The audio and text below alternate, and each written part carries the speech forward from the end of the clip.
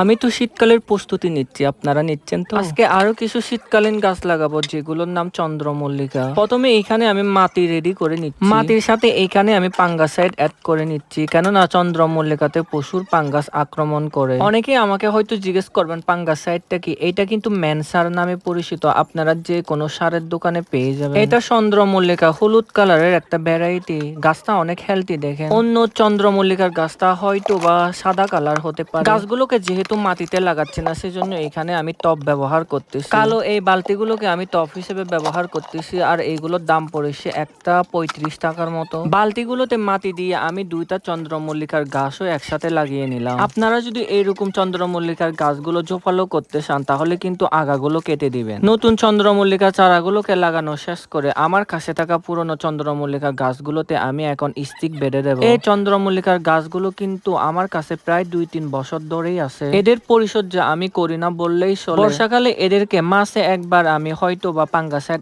Spray করি, মাঝে মাঝে আবার সরষার খোল ভেজানো পানিও দিয়ে থাকি। গাছগুলোকে স্টিক দিয়ে বাঁধার পরে আমি কিন্তু এইখানে আবার কিছু মাটি দিয়ে দিচ্ছি। যেহেতু এখন পত্তলিকার সিজন শেষ, সেজন্য আমি এই টবগুলোকে সরিয়ে এই চন্দ্রমল্লিকার গাছগুলোকে রেখে দিচ্ছি। যখন পত্তলিকার সিজন আসবে তখন কিন্তু আবার আমি এগুলোকে একই জায়গায় রেখে দেবো। টবগুলোকে সিরিয়াল ভাবে রাখার পরে এই যে পচে যাওয়া পাতাগুলোকে আমি সরিয়ে দিলাম। তারপরে আমি পরিমাণ মতো কিছু পানি দিয়ে আজকে বিদায় নিচ্ছি। দেখা হচ্ছে আপনাদের সাথে পরের নতুন কোনো একটা ভিডিওতে। ততক্ষণ পর্যন্ত সবাই ভালো থাকবেন, সুস্থ থাকবেন, আমার জন্য দোয়া করবেন। Bye bye.